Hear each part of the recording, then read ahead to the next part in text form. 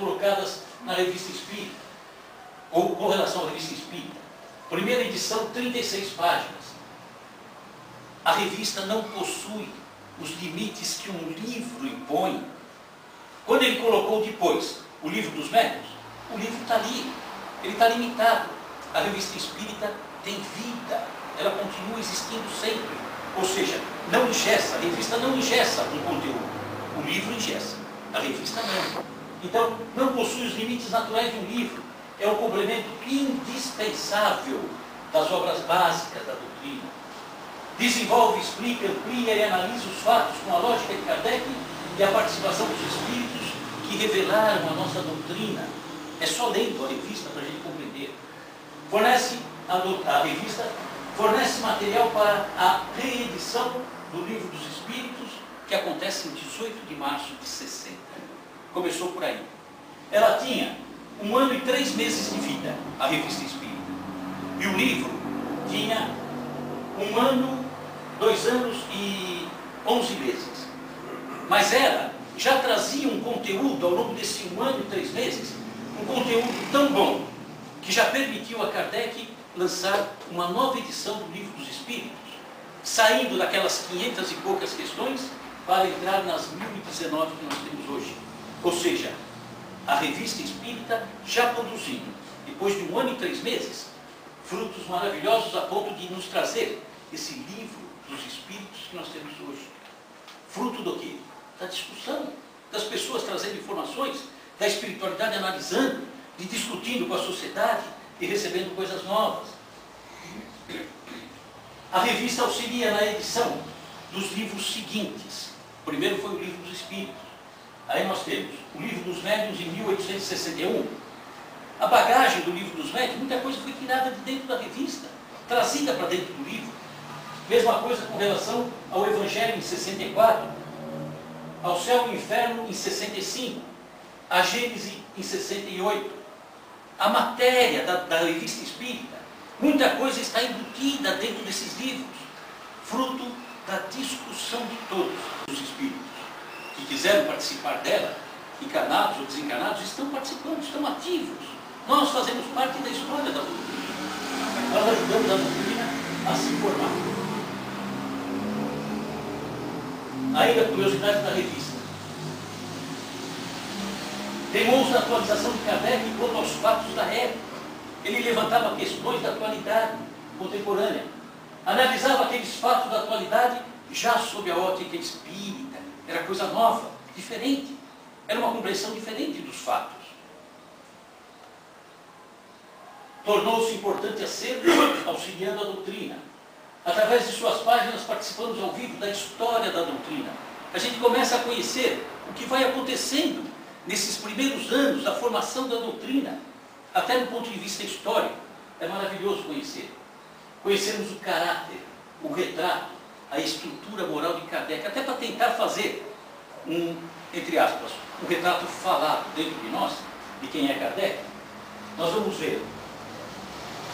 Ele esclarecer uma mãe desesperada, filho que sofre saudades de um pai falecido, colaborar na recuperação de médium, obsidiado, conversar com o espírito de um criminoso, incentiva a caridade, donativos a vítimas de epidemia, oferece assinaturas grátis da revista aos pobres e outras coisas mais que a gente vai encontrando na revista e que a gente vai conseguindo formar uma ideia de quem era Kardec. Né? Tantos e outros relatos que a gente vai ver, né? Ele conversando, consolando, um irmão que perdeu a irmã, e tem um monte de coisa a gente vai encontrando ao ler a revista. A colaboração da revista para os livros da codificação, vamos citar alguns casos muito rapidamente. Pegamos alguns só. Revista de fevereiro de 58, fala de um tal de um senhor Rome. Quem vai falar sobre o Livro dos Médiuns, vai ver que em vários pontos, né, esse senhor Rome é citado, né, no Livro dos Médiuns.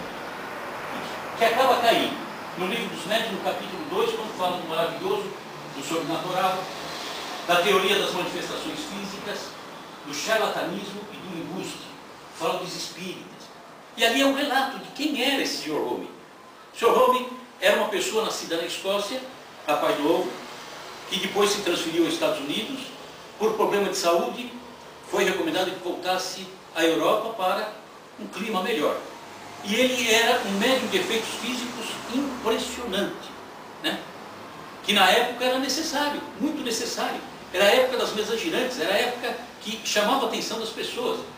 E ele, por acaso, se muda para a França, esse por acaso, lógico, entre aspas, né? Para a França em 1855. E esse médium fazia coisas impressionantes. E Kardec teve contato com ele, conviveu com ele, viu, conversou com pessoas que conviviam com ele. Muitas pessoas, é charlatão, é isso, é aquilo. Era um homem bem posicionado, financeiramente falando. Era de uma família que tinha um determinado grau de nobreza na Escócia, tinha recursos financeiros, não precisava enganar ninguém. Uma pessoa de uma vida reservada, ele não se expunha. Tudo ao contrário do que a gente poderia imaginar de alguém que seria um embusteiro, queria ter algum benefício tapeando as pessoas. Acontecia, ele relata fatos que aconteciam com o Sr. Rogue na intimidade, com amigos que já conviviam com ele e que sabiam das coisas que aconteciam. Diz uma vez que ele ficou 15 dias sem receber qualquer tipo de comunicação, qualquer tipo de manifestação. E em casa, na casa dele, com pessoas da convivência, ele estava ali quietinho, e daqui a pouco um mordomo, não sei se vão recordar desse episódio, um mordomo vem com uma bandeja e uns copos em cima. E aí começaram a aparecer barulhos na casa. E o mordomo se assusta, porque ele vê a mesa subindo um pouquinho, sozinho, né? A mesa subiu lá 30 centímetros. Ele larga a bandeja. A mesa sobe, pega a bandeja sem derrubar um único copo e traz até ele. Olha que médio, né? Quando era pequeno, ele era muito débil, tinha muita debilidade. E ele ficava deitado num tapete e ele tinha muita dificuldade para se deslocar. Está tudo na revista, olha a história, curiosidade, né? Ele, ao invés de buscar o brinquedo vinha até ele. Ele trazia o brinquedo para ele. Então, é impressionante que a gente vai lendo de curiosidade, de coisas que rechearam os nossos livros, né? Que trazem o conteúdo do nosso livro. Ainda na revista de 58 de fevereiro, o fantasma da senhora Clairon, que no livro dos Espíritos aparece na questão 150, pneumatofonia. É um espírito que seguia essa moça, né? Conta a história do porquê disso. Ela era uma moça que trabalhava em teatro, cantora, nova, bonita, e um homem se aproximou dela, não recordo o nome agora, se aproximou dela e se interessou por ela, mas ela não se interessou por ele, né?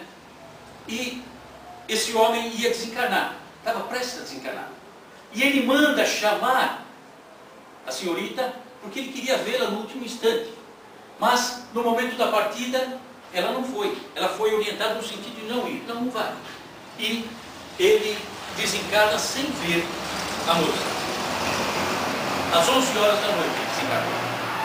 A partir de então, começa a acontecer na vida dela várias manifestações. Às 11 horas da noite. Gritos. Na janela dela saíam gritos. Depois eram tiros de espingarda na janela dela, né?